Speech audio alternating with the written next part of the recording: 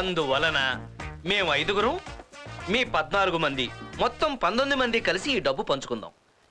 ఎవరు అడిగినా సరే యేసుదాస్ గారు బతికే ఉన్నారని చెప్పాలి. అది అడిగితేనే, అంతేగాని ఎవడు అడిగినా యేసుదాస్ గారు అదే చెప్పకూడదు. కూడదా? సరే.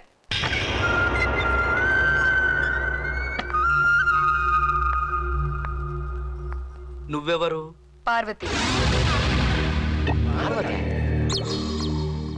పార్వత ఎవతివే నువ్వు? నువ్వెవతివే? నేను యేసుదాసికి వదిన మేరీ గొట్ట. నేను యేసుదాస్ భార్య అని. పార్వతి, ₹1 కోటి వారసురాలను. ఏంటి చూస్తున్నారు? ఎగ్జిబిషనా? ఆ లాటరీ టికెట్ ఉండాల్సింది నా దగ్గర. మర్యాదగా ఆ టికెట్ ఇచ్చేయండి. ఎంత మందికి చెప్పి చచ్చావురా? బతికి చెప్పావు, చచ్చి చెప్పుతున్నావు. ఇప్పుడు గాని నువ్వు బతుకుంటే ఒకే గుర్తు చంపేసేదానిరా. కంట్రోల్. టికెట్ ఇచ్చేసి బయటికి వెళ్ళిపోండి. అలాగే. కాసేపట్లో పోలీసులు వస్తారు.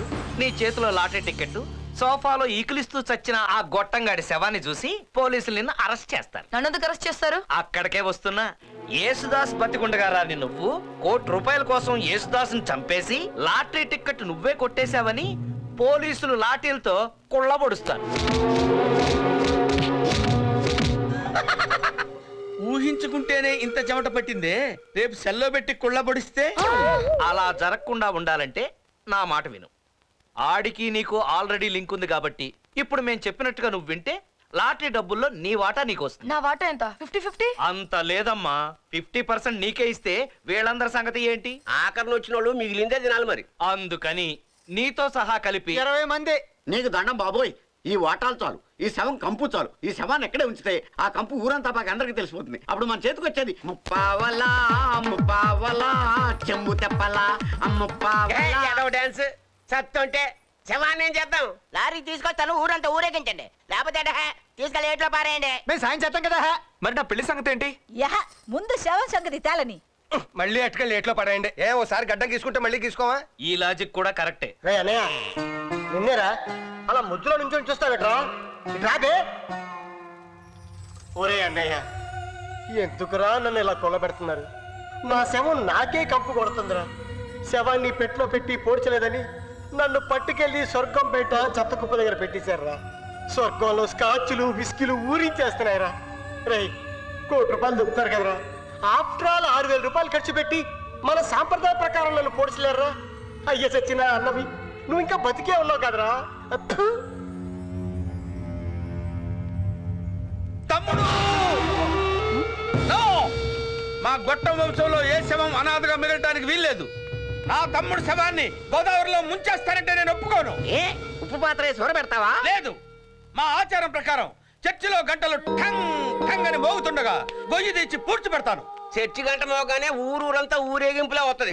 ఊరు జనాభా 2000 మరి. ఆపండి. గొట్టం శవాన్ని పూడ్చిపెట్టేస్తే లాటరీ ఇన్స్పెక్టర్ ఎవరితో మాట్లాడతాడు? ఆయన సమాత్తోనా? గొట్టంలా ఉంటాడా, గుణపంలా ఉంటాడా? ఆడి ఎర్ర తొక్క, నల్ల తొక్క. ఈ తొక్కలో అనుమానాలన్నీ ఆ వచ్చేవాడికి ఏం తెలుసు?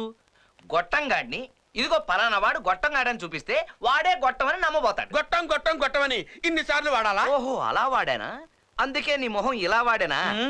గొట్టంలా నటించేది వీడేనా? నాకు అభ్యంతరం లేదు. నాకుంది. 10 ఏళ్ల నుంచి 10,000 ఇవ్వని ఎదవా ₹1 కోటి వస్తే ఇస్తాడు. అయితే గొట్టాను నువ్వే. నాకు అడ్డొస్తుంది. ఏంటి నీకేదా సిగ్గు? నాకు సిగ్గు లేదు.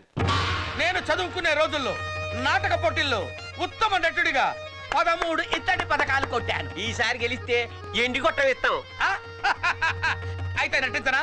వద్దు, జీవించు. ఓకే. ధనియాలు. ఈ వీడియో మీకు నచ్చినట్లయితే లైక్ చేయండి, షేర్ చేయండి. ఇలాంటి మరిన్ని సరికొత్త సినిమా వీడియోల కోసం ఛానల్ని సబ్స్క్రైబ్ చేయండి. అలాగే ఇక్కడ ఉండే ఈ గంట సింబల్ని క్లిక్ చేయండి. మేము అప్డేట్ చేసే ప్రతి వీడియో నోటిఫికేషన్స్ మీకు వచ్చేస్తాయి.